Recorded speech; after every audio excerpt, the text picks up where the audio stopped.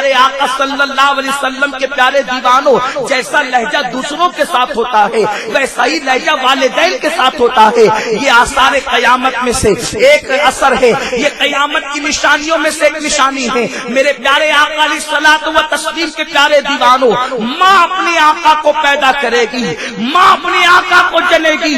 آقا کریم صلی اللہ علیہ وسلم نے فرمایا، بلکہ معاذ اللہ کچھ لوگ والدین کی خدمت کرتے ہیں تو یہ سمجھتے کہ ہم نے بہت بڑا تیر مار لیا۔ اللہ اکبر، اوروں کا حال تو یہ ہے کہ اللہ اکبر اللہ اکبر، اگر دوستوں کی محفل ہو اور کبھی بیوی ہو بچے ہو تو انسان اپنے دوستوں پر والدین کو ترجیح بھی نہیں دیتا، اس انسان اپنے دوستوں پر اپنی بیوی بچوں پر والدین کو ترجیح بھی نہیں دیتا۔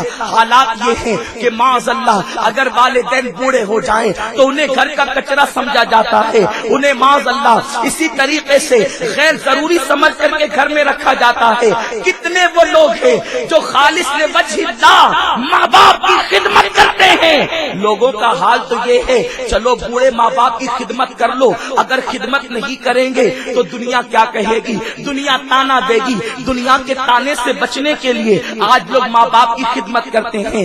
بہرحال میرا عنوان یہ نہیں کہ میں والدین کے حوالے سے مکمل گفتگو کروں، لیکن یاد رکھو میرے پیارے آقا علیہ السلام کے پیارے دیوانوں، اپنے ماں باپ کی قدر کرو۔ آقا فرماتے ہیں جس کی ماں اس سے ناراض ہے اللہ اس کے سجدوں کو قبول نہیں فرماتا، اللہ اس کی نمازوں کو قبول نہیں کرتا۔ اور قرآن نے تو فرمایا ماں باپ کے سامنے اف بھی مت کرو۔ یہ اف کا ترجمہ کیا ہے؟ اف کسے کہتے ہیں؟ قوت القلوب میں شیخ ابو طالب مکی رحمت اللہ علیہ فرماتے ہیں عرب میں اف جو ہے وہ ناخون کے میل کو کہتے ہیں۔ اف کا مطلب ہے ناخون کا میل، یعنی جتنا ناخون کے نیچے میل جمع ہوتا ہے اتنا بھی اپنے والدین کو تکلیف مت پہنچاؤ۔ اب ناخون کے نیچے میل کتنا جمع ہوتا ہے، اتنی تکلیف بھی ماں باپ کو پہنچانے کی اجازت نہیں ہے، اتنی تکلیف بھی والدین کو نہیں پہنچا سکتے۔ بلکہ میرے آقا صلی اللہ علیہ وسلم نے فرمایا جو نماز کے بعد اپنے والدین کی مغفرت کے لیے دعا نہ کرے اس کی نماز جو ہے وہ مکمل نہیں ہوتی، اس کی نماز ناقص رہتی ہے۔ لیکن آج والدین کو کیا سمجھا جاتا ہے؟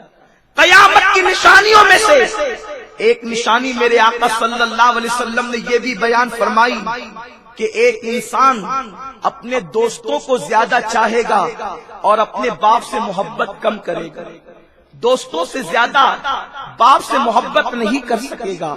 قیامت کی نشانیوں میں سے ایک نشانی یہ بھی ہے دوستوں پہ خرچ کرنے کے لیے خوشی خوشی خرچ کرے گا، لیکن جب ماں باپ پر خرچ کی باری آئے گی تو دل چھوٹا کرے گا، دل تنگ کرے گا۔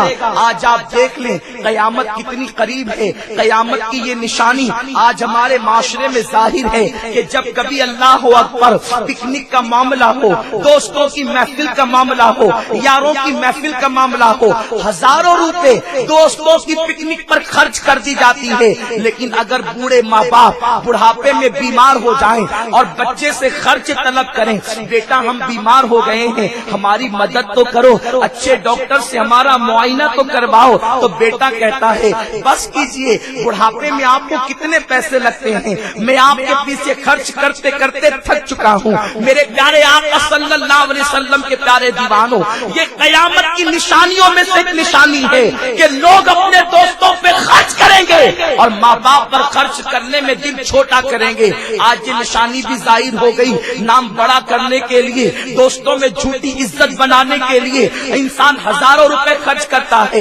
میں دوستوں پہ خرچ کرنے کو منع نہیں کرتا، یقیناً میرے آقا نے فرمایا جو دوستوں پہ خرچ کرے اللہ اس کو صدقے کا ثواب عطا فرماتا ہے، لیکن جہاں دوستوں پہ خرچ کرتے ہو وہی والدین پر بھی تو خرچ کرو۔ دوستوں پر جھوٹی عزت دھاپ جمانے کے لیے ہزاروں روپے خرچ کرتے ہو، ماں باپ پر تنگی کرتے ہو۔ سنو آقا ارشاد فرماتے ہیں جو ماں باپ پہ خرچ کرتا ہے اللہ اس کی زندگی میں اضافہ فرما دیتا ہے، اس کی زندگی کو بڑھا دیتا ہے۔ اللہ اکبر، زندگی پوری دنیا کی دولت دے کر ایک سیکنڈ زندگی نہیں بڑھ سکتی، لیکن ماں باپ پر خرچ کرنے کی برکت یہ ہے کہ جب انسان ماں باپ پہ خرچ کرے تو اللہ اس کی زندگی میں اضافہ فرما دیتا ہے، اس کی زندگی میں بڑھوتری کر دیتا ہے۔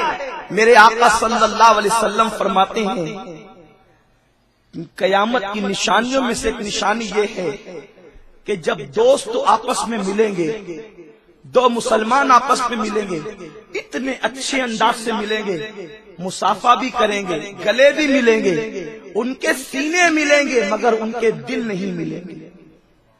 وہ مصافحہ کریں گے پرتپاک انداز سے، چہرے سے مسکرائیں گے، دل کے اندر جلن ہوگی، دل میں کدورت ہوگی، میٹھی میٹھی بات ایک دوست دوسرے دوست سے کرے گا لیکن اس کا دل اس دوست پہ متفق نہیں ہوگا، یعنی اوپر سے ملیں گے اندر سے جلیں گے۔ یہ قیامت کی نشانیوں میں سے ایک نشانی ہے۔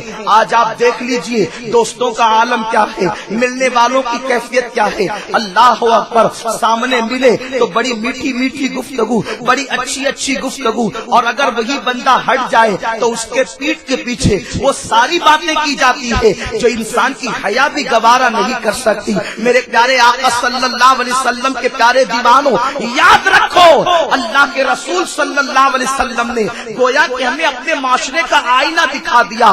آج یہ ساری چیزیں آپ دیکھ سکتے ہیں۔ میرے پیارے آقا صلی اللہ علیہ وسلم کے پیارے دیوانوں، دلوں سے کدورتوں کو نکالو، دلوں سے نفرتوں کو نکالو، ملو تو محبت سے ملو، زبان بھی ہونٹ بھی مسکرائے اور دل بھی مسکرائے۔ میرے آقا فرماتے ہیں جن کے دل کینوں سے پاک کر دیے گئے اللہ نے ان کے لیے اپنی معرفت کا دروازہ کھول دیا ہے، خدا کی محبت کا دروازہ ان کے لیے کھل گیا ہے۔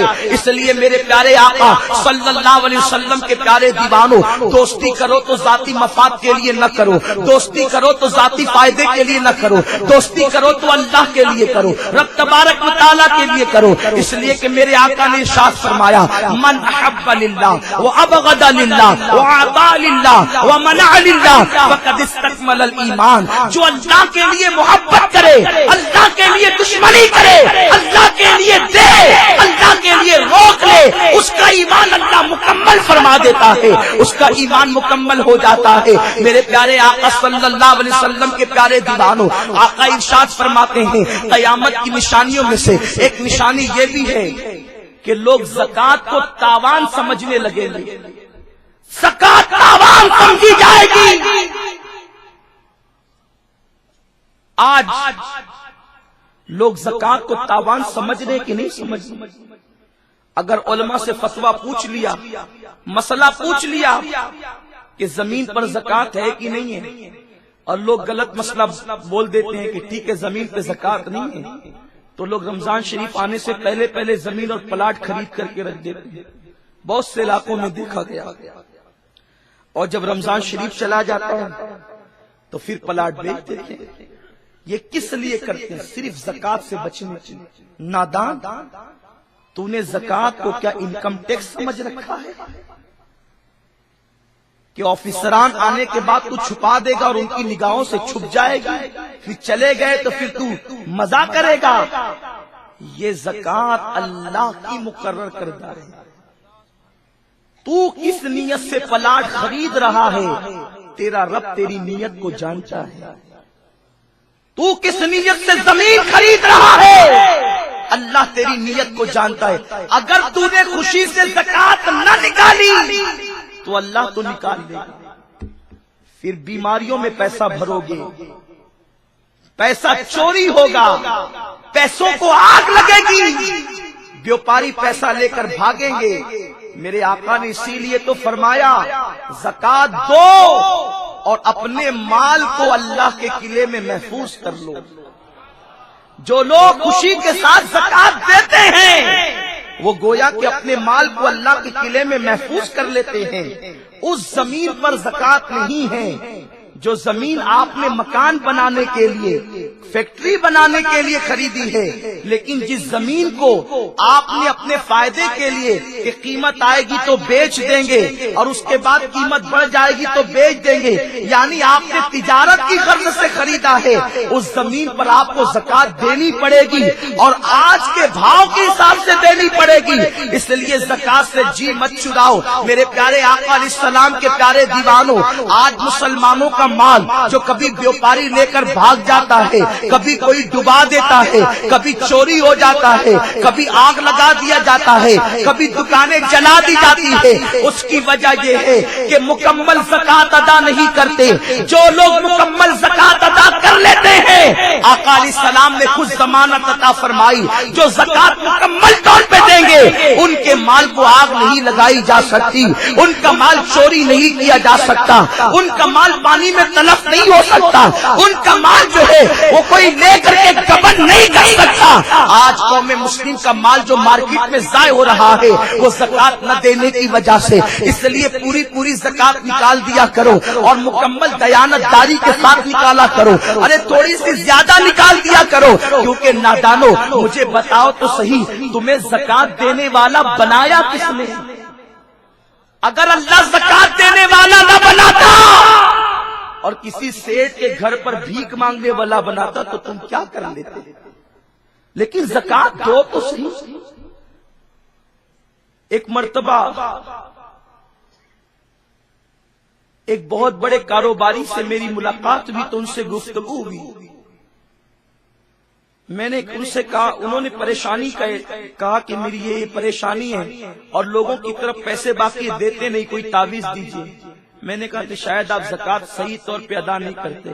کہا نہیں میں تو کچھ زیادہ نکالتا ہوں۔ میں نے کہا میں نے یہ کب کہا کہ آپ نہیں نکالتے، صحیح طور پہ ادا نہیں کرتے۔ یہ زکات صحیح طور پہ ادا کرنا بھی ایک مسئلہ ہے۔ کچھ لوگ ہیں کہ زکات نکال دیتے ہیں لیکن صحیح طور پہ نہیں نکالتے۔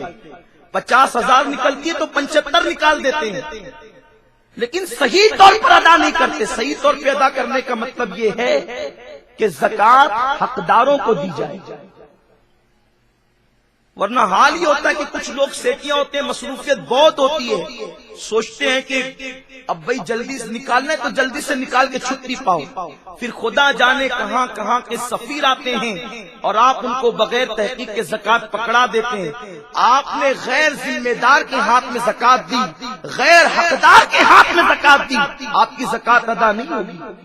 کیا آپ نے علماء سے نہیں سنا کہ یمن سے ایک صاحب چلے زکات کی رقم لے کر اور مدینہ منورہ تک آئے؟ کیوں آئے؟ یمن میں جو ملا تھا اس کو دے دیتے، لیکن صحابہ جو ملا اس کو نہیں دیتے، زکات کا مستحق تلاش کر کے اس کو زکات دیتے۔ مستحقین تک زکات پہنچاؤ۔ زکات کی صحیح ادائیگی کے لیے یہ بھی تمہاری ذمہ داری ہے کہ اگر تمہیں مستحق نہ ملتا ہو تو تم ڈھونڈ کر کے زکات دو۔ بلکہ یہاں تک وہ صحابی یمن سے لے کر مدینہ منورہ تک صرف غریب انسان ڈھونڈتے آ گئے، انہیں کوئی زکات کا مستحق نظر نہیں آیا تو انہوں نے غیر ذمہ دارانہ کام نہیں کیا بلکہ مستحق کو تلاش کیا۔ لیکن ہم تو مستحقین کو تلاش بھی نہیں کرتے۔ زکات مانگنے والا آیا ہے، اللہ اکبر، ہاتھ میں راڈو گھڑی ہے، بہترین نوکیا کا موبائل ہے اور وہ کہتا ہے میں غریب ہوں، تو ہم اپنا پیچھا چھڑانے کے لیے اس کے ہاتھ میں زکات رکھ دیتے ہیں۔ میرے پیارے آقا علیہ السلام کے پیارے دیوانوں، صدقہ نافلہ، نفل صدقہ آپ جس کو چاہیں دے دیں۔ سیدنا فاروق اعظم کہتے ہیں اگر کوئی عربی گھوڑے پر بیٹھ کر آئے اور چاندی کی جو ہے وہ زین لگا کر گھوڑے پر آئے اور مجھ سے نفل صدقہ مانگے تو بھی میں اس کو دے دوں گا، لیکن زکات تو اسی کو دی جائے گی جو مستحق ہوگا۔ غیر مستحق کو زکات دو گے تو زکات ادا نہیں ہوگی۔